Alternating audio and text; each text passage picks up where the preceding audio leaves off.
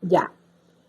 Mire, tanta importancia tiene este manto de colores, tiene tanta importancia que ustedes sepan la interpretación, porque todo lo que yo les doy es la Biblia que yo he leído 20 veces enterita, más de 20 veces, ya hasta he perdido la cuenta.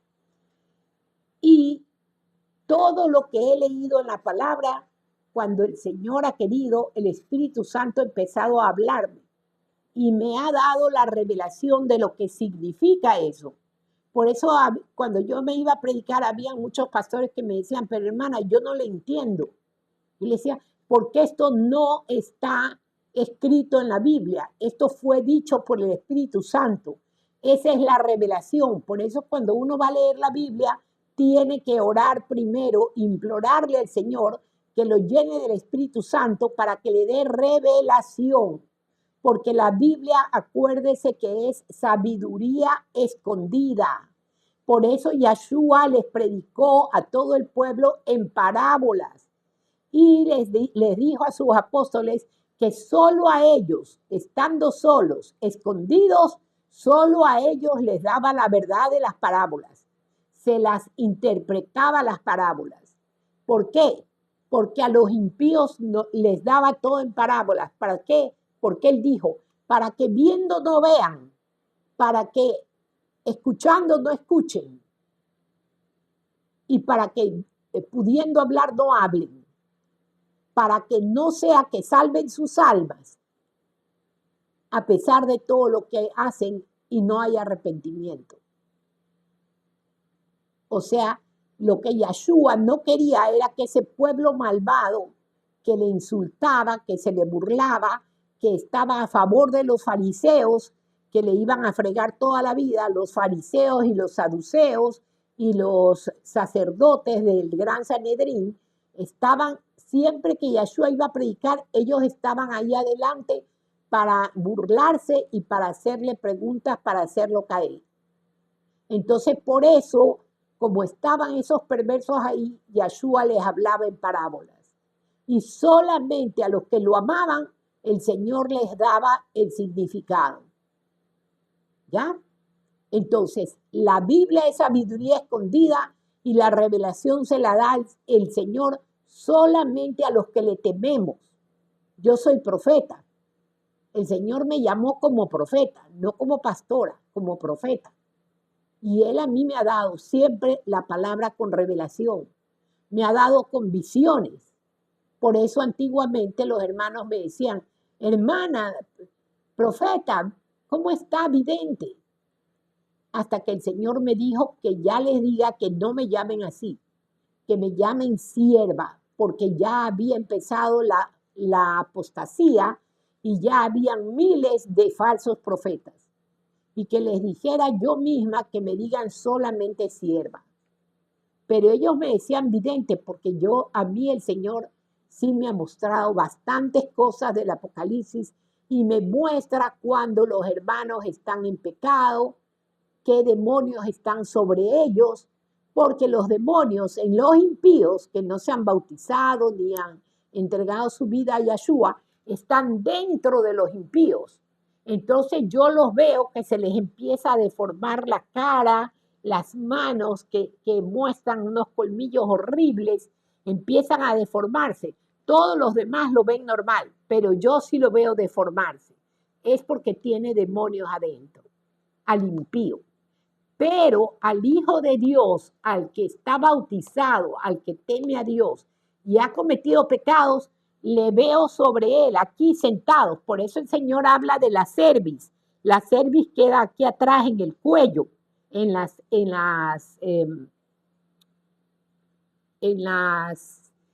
cervicales, en las vértebras cervicales, aquí en el cuello.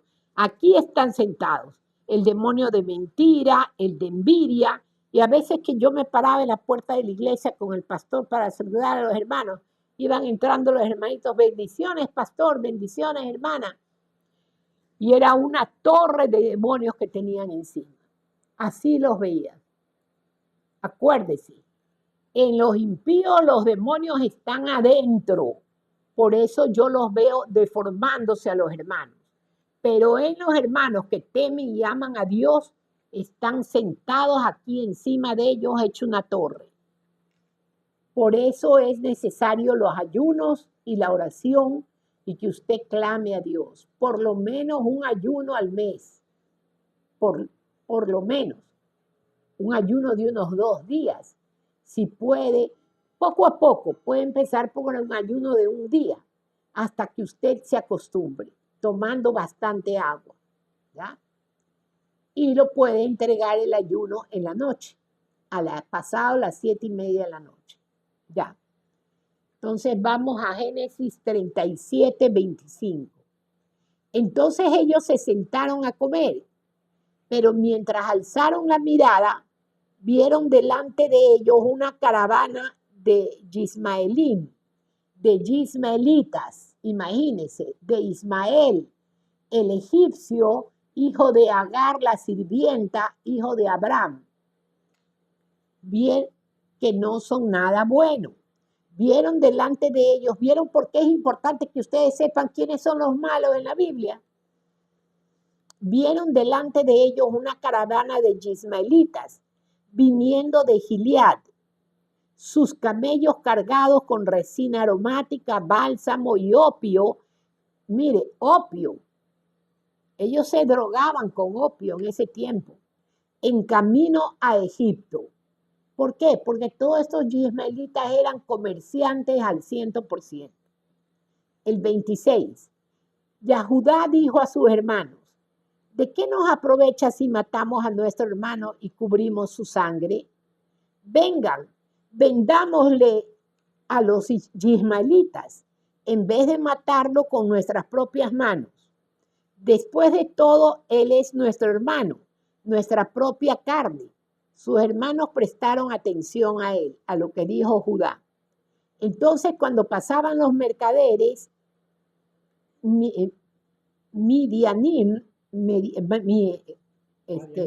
marianitas, ellos sacaron a José de la cisterna y lo vendieron por media libra de shekeles de plata a los ismaelitas, quienes llevaron a José a Misrayim, a Egipto. Rubén regresó a la cisterna y al ver que José no estaba en ella, rasgó sus vestidos en señal de duelo. Él regresó a sus hermanos y dijo: el muchacho no está allí. ¿A dónde pudo ir ahora? Ellos cogieron la túnica de José, mataron un carnero y empaparon la túnica con la sangre. Entonces enviaron la túnica de muchos colores, como decir, tú le diste esto a tu favorito, aquí está la túnica de tu favorito, muerto. O sea, eran vengativos. Le tenían rabia a Jacob, a Israel, por amarlos más a los hijos de Raquel. Entonces enviaron la túnica de muchos colores y la trajeron a su padre diciendo: hemos encontrado esto. ¿Sabes si es la túnica de tu hijo o no? O sea, no es, ¿sabes si es la túnica de nuestro hermano o no? No, de tu hijo. Él la reconoció y gritó: es la túnica de mi hijo. Algún animal salvaje ha rasgado a José en pedazos y lo ha devorado. Una bestia salvaje se ha llevado a José. Jacob rasgó sus ropas y poniendo cilicio alrededor de su cintura, guardó luto por su hijo por muchos días. Por muchos días, porque mientras más uno ha amado a una persona, el luto es más largo. Porque el luto es por amor, es a quien se amó. Por eso yo ya tengo 3 años y medio de viuda y yo no pienso sacarme el luto. Al menos por ahora no.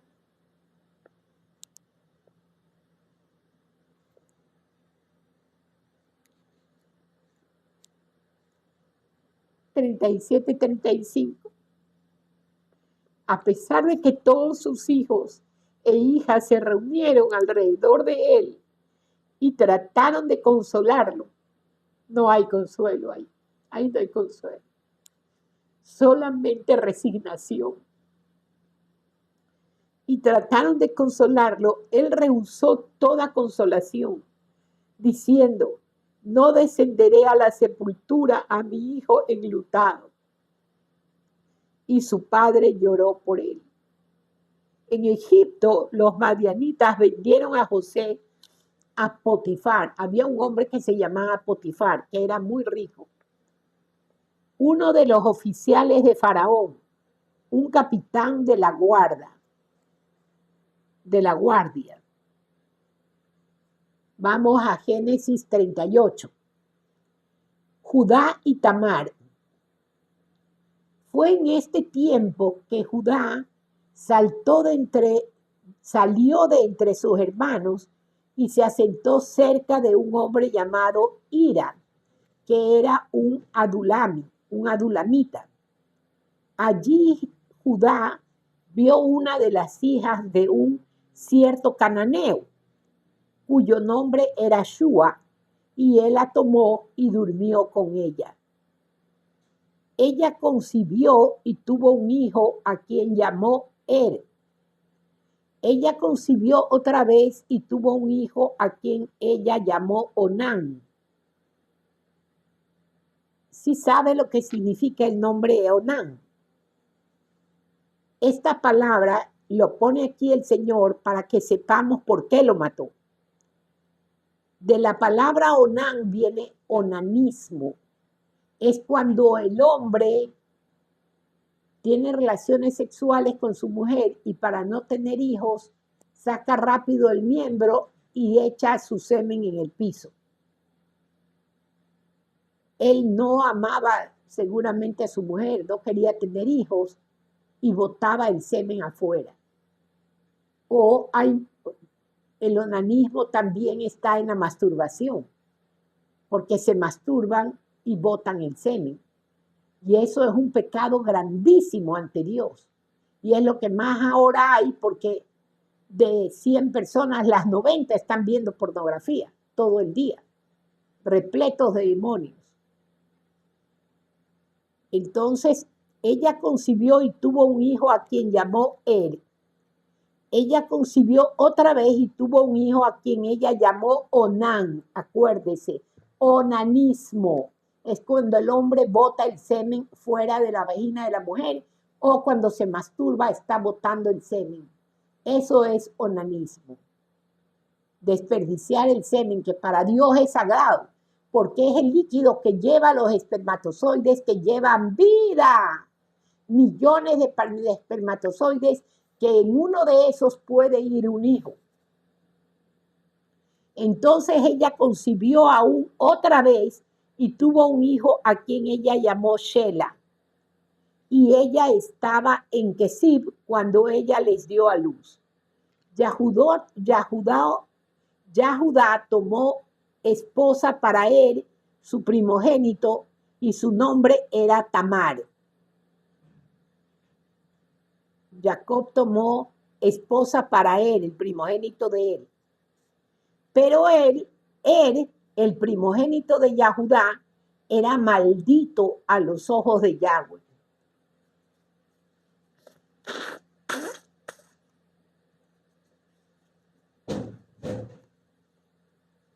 Perdón, hermano.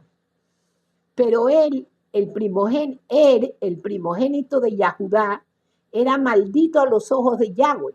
¿Qué horrores habrá sabido hacer? Aparte de onanismo, ¿qué otras cosas más?